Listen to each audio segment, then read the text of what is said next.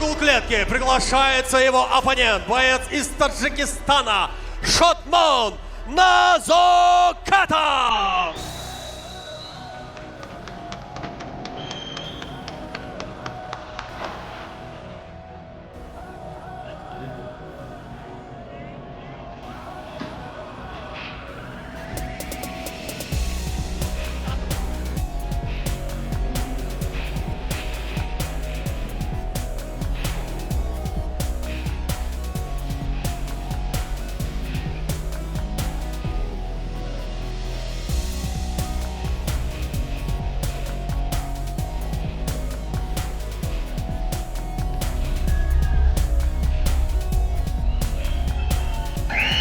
Шотмон Назокатов, Тәжікстан спортшысы. Бірде-бір деген көрсеткіші бар ММА-де, бірақ оған алданбады. Бұл спортшы негізінен ММА қолғаптағы бокс ережесі бойынша жекпе-жектер. Міне енді октагон толықтай ММА-ге бет бұра бастаған екен. Соңғы қосылған жұлдызды спортшылардың бірі деуге де болатын шығар. Назокат алаңға адам басты. Жекпе-жекті бірнеше сәттерден соң бастайтын болады.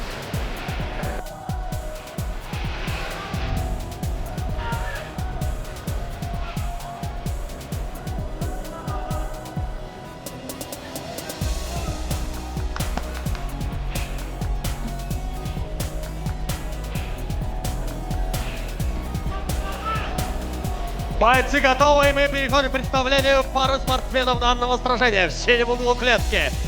Бойцу 23 года, его рост 180 сантиметров, в его активе одна победа, без поражения. Официальный вес 70,8 килограмма, стиль бокс из Кыргызстана, Бакберген Убакиров.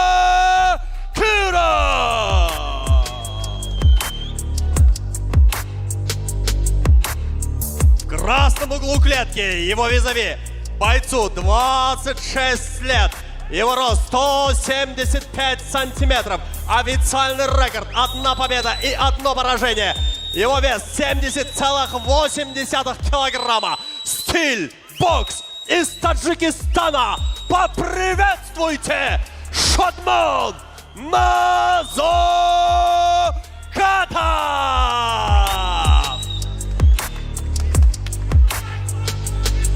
Рефери в клетке Бауржан Жуманов. Бойцы на середину. Правила боя, знаете, не нарушаем. Регламент вашего боя 3 раунда по 5 минут. После команды стоп прекращаем все действия. Мне нужен красивый, честный бой. По углам. Удачи.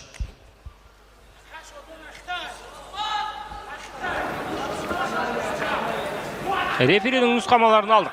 Жеңіл салмақтағы жекпе-жек. Бакберген Убакиров, Шотмон Назокатов екеуі де аралас жекпе-жек әлеміне бокстан келген, бокстан қадам басқан, сондықтан бұл жігіттер аяқта тұрып көбірек соққы алмасу керек деп ойлаймыз деген ойдамыз. Бұл жағынан әрине тәжірибелі Назокатовта көбірек болуы керек. Ал Убакиров бүгін жеңіске жетсе, онда үлкен жеңіске қол жеткізеді. Сәл танымалдыққа да ие болады деуге болатын шығар. Кем дегенде ММА жекпе-жек әлемінде әрине бұл жігіттің есімін біраз адам есте сақтайды, егер жеңіп жатса. Алғаш жекпе-жегін хэдкикпен аяқтаған естеріңізге сала отырайын. Убакиров, сондықтан қауіпті соққылар аяқпен де жасай алады. Сескеніп жатқан жоқ атақты қарсыласын. Кыргызстандық спортшы. Передняя рука отлично отрабатывает. Назокатов, Шотмон. Сәл бойшаң және соны қолданбақшы. Убакиров. Қашықтықтан әзірше шабуылдар және Тейкдауны.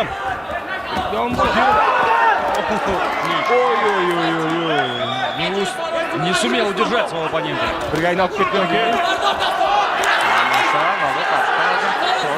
Сол қолмен салып үлгерді. Демек, аяқта кетті бұл жерде. Бір аяқта тұра алмай қалды. Бакиров. Ой. Кіндіктен төмен кеткен соққа.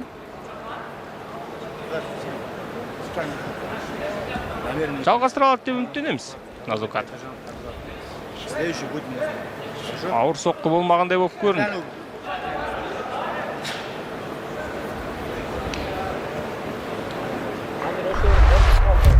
Давайте взглянем, как это было. Ну, здесь точно в пас. Таза. Дәл тиді. Біраз адам балуан шолақ аренаға бүгін Шодман үшін келген сияқты. Здесь на самом деле в стенах Балуан Шолақ арены очень много болельщиков из Таджикистана. Практически с первых же поединков сегодняшнего турнира они присутствуют. Я думаю, что Шодман продолжит. Да. Продолжается поединок. Балуан Шолақ, давайте поддержим бойцов. Буду надеяться, что это сильно не повлияет на оставшееся время этого поединка. На выступление Шодмона. Екеуде соққа алмаса бастар, қараңыздар. Аяқты қоса бастады. Және әбден... Бакиров және қараңыздар қалай алдап Обман кетті. какой сделал. Желкеден жестко, кажется, потряс этим слэмом Слэммен нокдаун жасағанда, оппонента. Попытка выйти на РНС. Мойын жақсылап алды, созу керек. Қазір рефериге барлық Контритить вторую руку своего оппонента, к сожалению, Шодмон, и кажется, сможет желкеден салған сияқты. досрочить. Жоқ, мойынды алған жоқ, желкеден алды. Міне, осы тұстан жақсы толқындыру әдісі жоқ. Толқындырып жатқан жоқ. Мұрыннан міне енді салды ғой. Міне енді салды. Растянуть необходимо ногами. Аяқтан созады. Гену. Блокировал своего оппонента. Созды. И не сдается Шолақ. Бакирге. У Бакиров. Шодман Назукатовтың Октагон лигасындағы дебютін білдіріп жерді. Кім білген бұл жігітті осы уақытқа дейін, осы жекпе-жекке дейін. Небәрі 1-0 ММА-дегі көрсеткіш. Өзі де бокстан келген, бірақ күресті де тәп-тәуір меңгерген ақ көрініп тұр. Естеріңде болса, жекпе-жек басталғанда айттық. Жеңіске жетсе, қатты танымал болып кетпесе де, бұл жігіттің есімін енді біраз ММА жанкүйері жадында сақтайтын болады. Бүгінгі турнирдің әзірше ең үлкен сенсациясы деуге болатында шығар. Да, все-таки чувствуется, что Шодмону не хватает, наверное, навыков партера. Но надеемся, что мы увидим еще его выступление в Лиге АК. Это был зрелищный поединок двух достойных спортсменов.